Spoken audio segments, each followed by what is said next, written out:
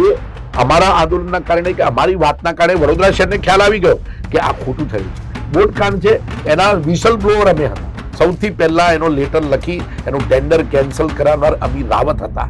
અને અત્યારે વડોદરાની પરિસ્થિતિ આપે કહ્યું કે હરણી બોટકાંડ, રિફાઇનરી, પૂર, આ તમામ માનવ સર્જિત ડિઝાસ્ટર જેના માટે સીધી રિસ્પોન્સિબિલિટી એક્ઝિસ્ટિંગ ગવર્મેન્ટની આવે, ભારતીય જનતા પાર્ટીની આવે, એમાં ભ્રષ્ટાચારો છે, પુરવાર બી થઈ ગયું છે. તો ક્લાસ 3, ક્લાસ 4ના જે કોન્ટ્રાક્ટર્સ છે, અમુક ફિક્સ કોન્ટ્રાક્ટર્સ છે ને એમનું સાંઠગાંઠ સીધું તમે જોશો તો ભારતીય જનતા પાર્ટીના નેતાઓ સાથેનો કનેક્ટ બી દેખાશે. લોકોને જઈને 1000, 2000, 5000 રૂપિયા ટેબલો નાખીને આપી દીધા એ દિવસ પૂરતા. પરંતુ મહત્વની બાબત વળતરની શું કરવાનો છો? કશું જ નહીં. લોકોને ખાલી ખુશ કરવા 1200 કરોડની જાહેરાત કરી. એ વિશ્વામિત્રી ડેવલપમેન્ટ માટે રૂપિયો તો હજી આવ્યો નથી. નમસ્કાર, આપ જોઈ રહ્યા છો યુટીસી ન્યૂઝ. વડોદરા શહેરમાં આ વર્ષ 2024ની શરૂઆત થઈ જાન્યુઆરી મહિનામાં, ત્યારથી જ કોઈક ને કોઈક મોટા ડિઝાસ્ટર થતા આવ્યા છે. જાન્યુઆરીમાં હરની બોટ દુર્ઘટના થવી, ત્યારબાદ જ્યારે ચોમાસું આવ્યું ત્યારે વડોદરા શહેરે એક જ સિઝનમાં 3 ફ્લડ પણ જોઈ લીધા અને હવે અંતમાં રિફાઇનરીમાં આગ પણ લાગી. ડિસેમ્બર મહિનો હજી પણ બાકી છે, પરંતુ આપણે આવી કોઈ પણ દુર્ઘટના ના થાય તેના માટે ચિંતન મંથન કરવું ખૂબ જ જરૂરી છે.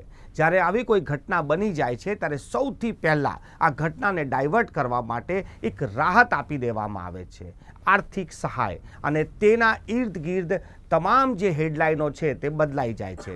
વધુ પડતી વાત કરીએ તો એક કમિટી બેસાડી દેવામાં આવે છે, જાંચ કમિટી, અને એ કમિટી શું કરે છે, એનું પરિણામ શું આવે છે એને કોઈ વાંચતું નથી અને સૂચનો પણ કોઈ પાલન કરતું નથી. આવી દુર્ઘટનાઓ વડોદરા શહેરમાં ના થાય તેના માટે શું કરવું જોઈએ અને આ સમગ્ર જે વરસ ગયું છે આવું વરસ ફરી ના આવે તેના માટે શું કરવું જોઈએ. ગઈકાલે કલેક્ટર ઓફિસમાં નરેન્દ્ર રાવત અને અમી રાવતે એક આવેદનપત્ર આપ્યું છે અને આ બંને મુદ્દાને કંડાર્યા છે. આપણી સાથે આજે નરેન્દ્ર રાવત પણ છે ને અમીબેન રાવત પણ છે. તેમની સાથે ચર્ચા કરીશું કે આ મુદ્દો આ કેટલો ગંભીર હોઈ શકે છે, આના ઉપાય એમના મનમાં શું ચાલી રહ્યા છે. સૌથી પહેલાં અમીબેન સાથે જ વાત કરીશું. અમીબેન, ડિઝાસ્ટરની વાત કરીએ, એ ચાહે કુદરતી હોય ચાહે માનવ સર્જિત હોય, વડોદરા શહેરે 3 ડિઝાસ્ટર તો જોઈ લીધા જેમાં જાનહાનિ પણ થઈ છે. સૌથી પહેલાં જ્યારે આ રિફાઇનરીની વાત કરીએ, ગઈકાલે આપે એક આવેદનપત્ર પણ આપ્યું છે ને તમે આ બધા કાર્ય સાથે જોડાયેલા પણ છો. કેટલો ગંભીર આ મામલો છે અને આપણે ક્યાં છે? મનોજભાઈ, વાત કરીએ વડોદરામાં તો વડોદરામાં 75થી વધારે મેજર એક્સિડન્ટ હઝાર્ડ ઇન્ડસ્ટ્રીઝ છે. એટલે કે એ ઇન્ડસ્ટ્રીમાં કોઈ જાતના એક્સિડન્ટ થાય તેની અસર આજુબાજુના ફેક્ટરીની બહાર રહીશોનો બી થાય. તમે છેલ્લા 15 વર્ષ જોશો તો 100થી બી વધારે કેમિકલ ઇન્ડસ્ટ્રીઝમાં એક્સિડન્ટ થયા છે જેમાં લોકોએ જીવ ગુમાવ્યો છે. અને ઓન એન એવરેજ 200થી 300 એક્સિડન્ટ દર વર્ષે કેમિકલ ઇન્ડસ્ટ્રીઝમાં થાય છે અને બીજી બધી ઇન્ડસ્ટ્રીઝમાં ભેગા કરીએ તો 1000 ઉપર એક્સિડન્ટ દર વર્ષે વડોદરા શહેરને વડોદરા ઇન્ડસ્ટ્રીયલ રિજનમાં થાય છે.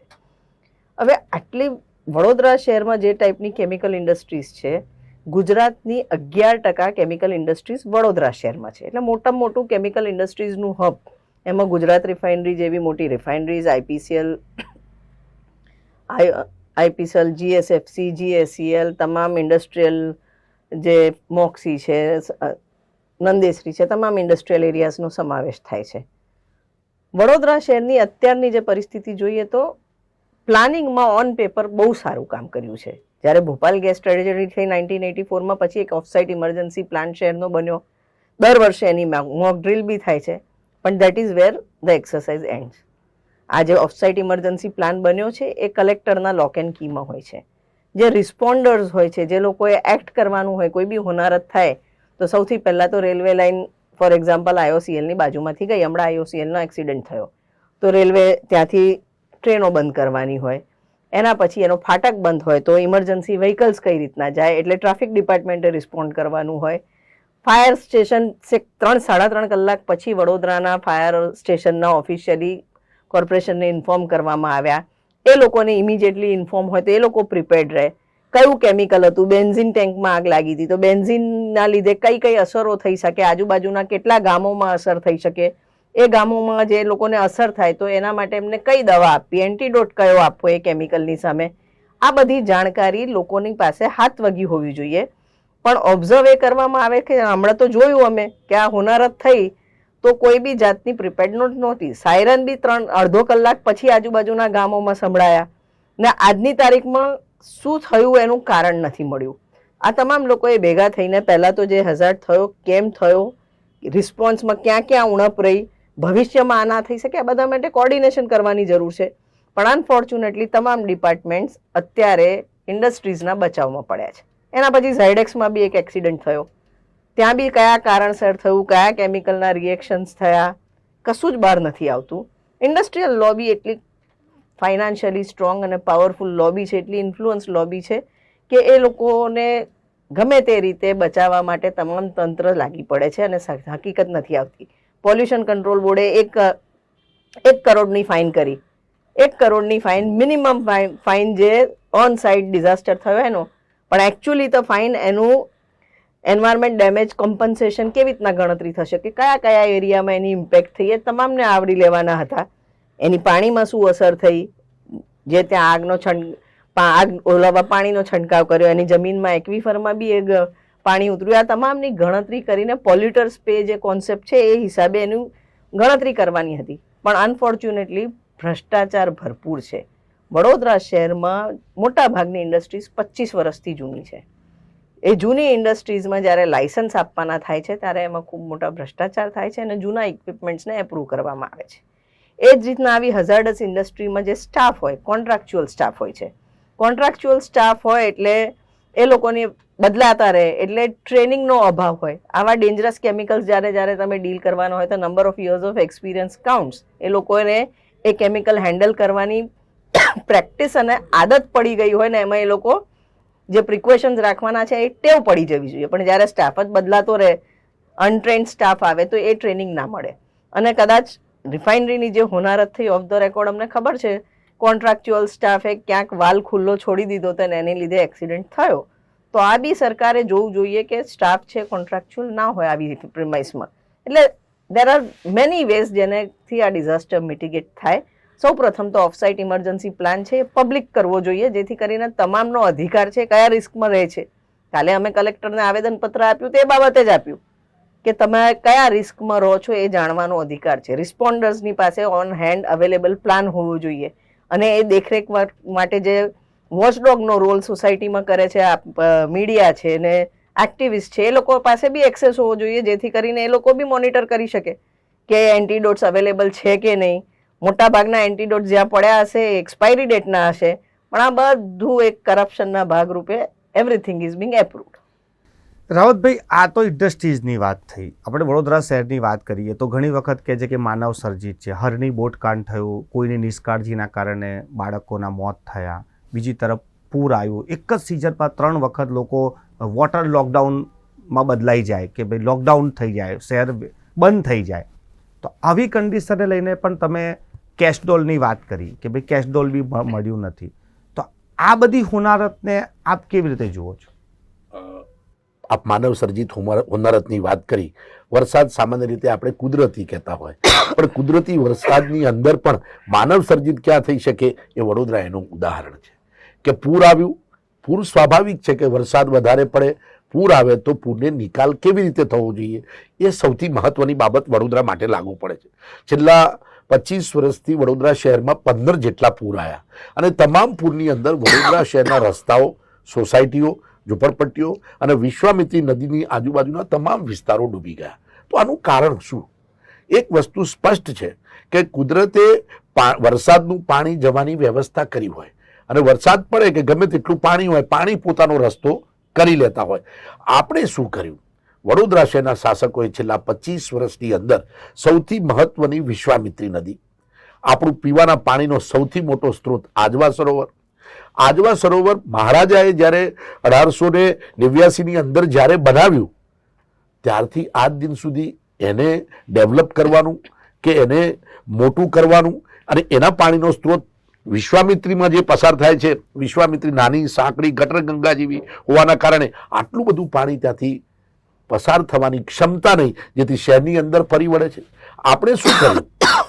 સામાન્ય રીતે નદીઓ, જે આપણા ત્યાં કાંસ હતા, આપણા જ્યાં તળાવો હતા, મહારાજા સયાજીરાવ ગાયકવાડે એટલી સુંદર વ્યવસ્થા કરેલી કે જેથી પાણી આવે તો એક તળાવમાંથી બીજા તળાવમાં જાય, તળાવમાંથી વિશ્વામિત્રીમાં જાય, અને વિશ્વામિત્રીથી આગળ ઢાઢરમાં જાય, ત્યાંથી સમુદ્રમાં જતું રહેતું હોય.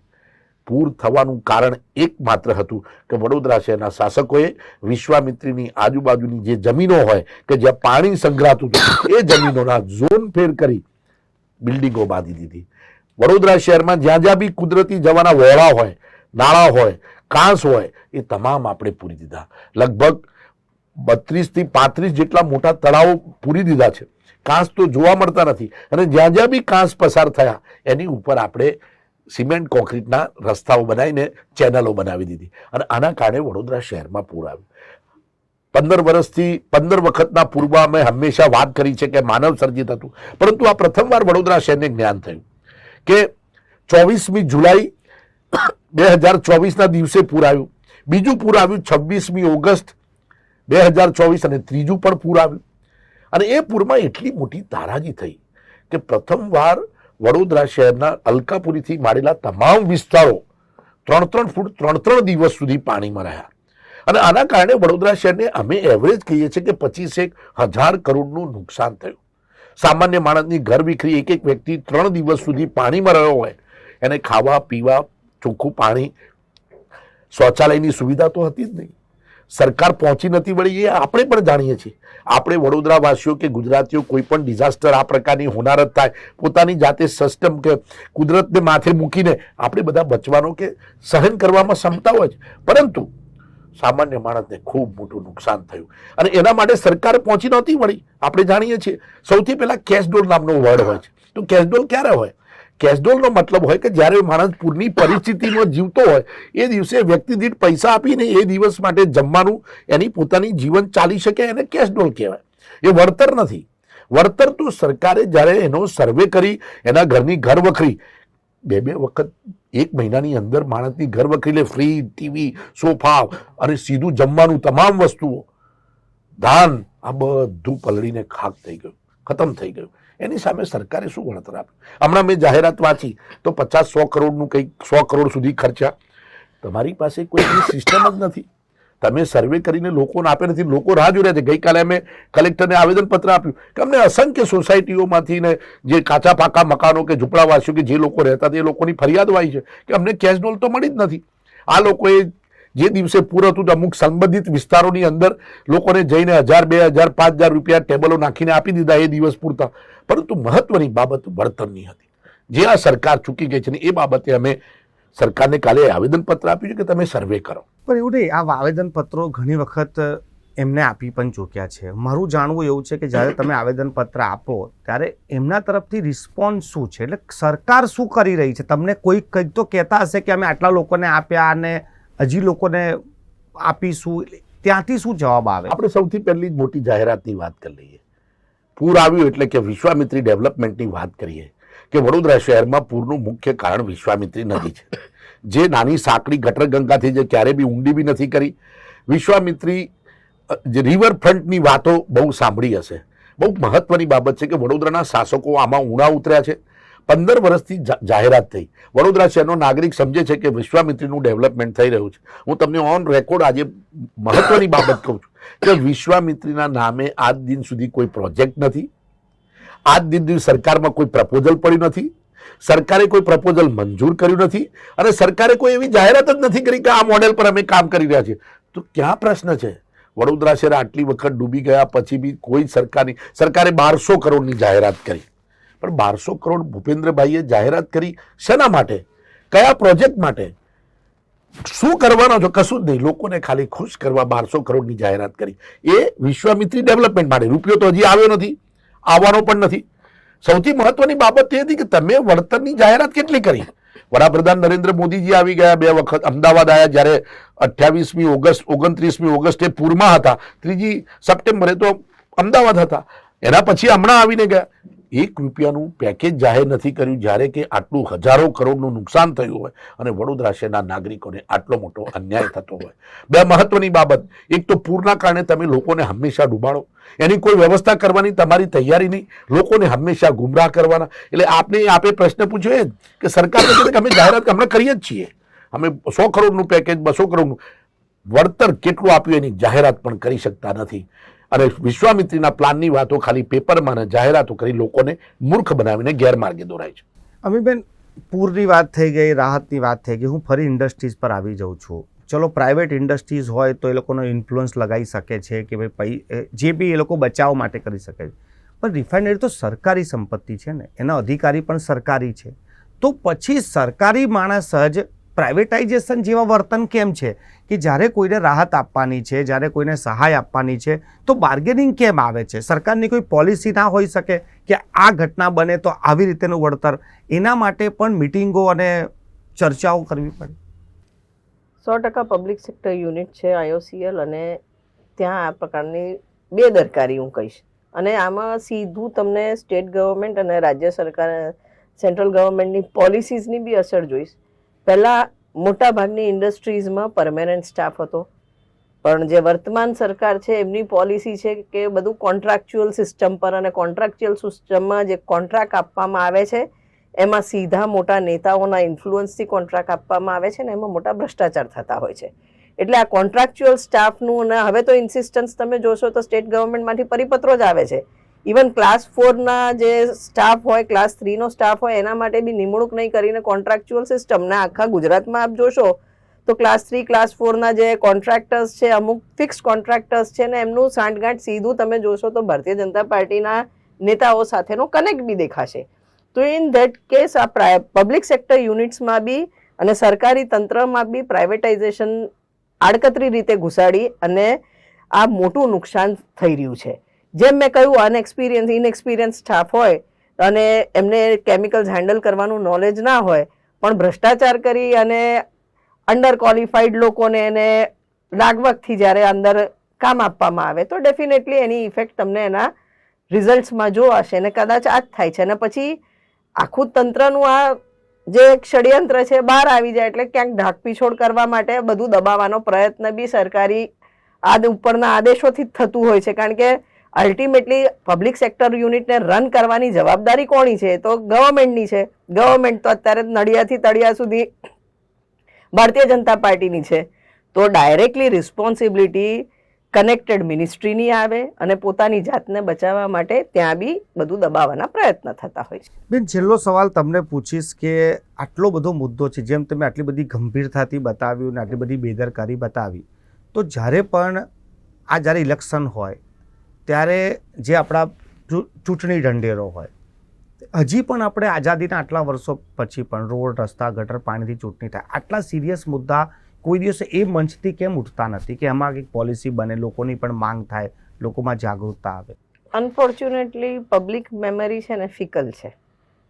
આ પૂરમાં સપોઝ વડોદરા શહેરમાં ખૂબ મોટો આક્રોશ ઉઠ્યો, જન આક્રોશ ઉઠ્યો કે વિશ્વામિત્રી નદી પૂરી કાઢી શાસકોએ, પરિવર્તનની જરૂર છે.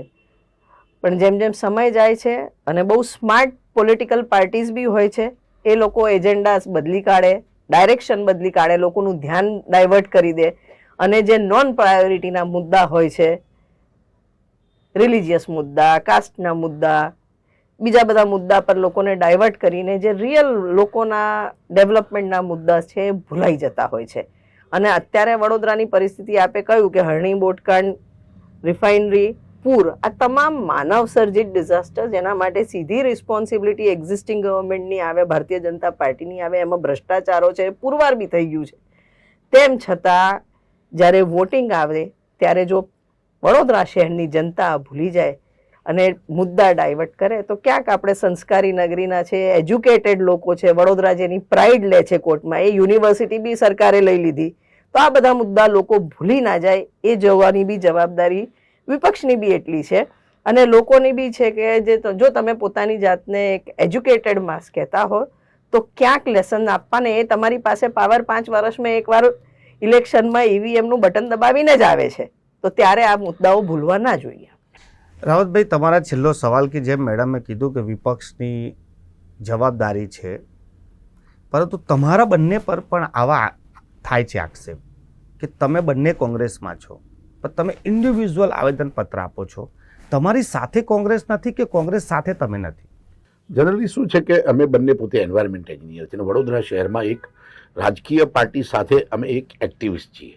અમારું પોતાનું NGO બી છે અને હંમેશા આ પ્રકારના ઇસ્યુમાં મેં ઇન્ડિવિજ્યુઅલ ખૂબ રિપ્રેઝન્ટેશન કર્યું છે. પોલિટિકલ પાર્ટી તરીકે કોંગ્રેસ પક્ષે પણ મેમોરેન્ડમ આપ્યું છે, એ પાર્ટી તરીકે આપ્યું હતું, પરંતુ એમાં ડિટેલિંગ કરવાનું હોય.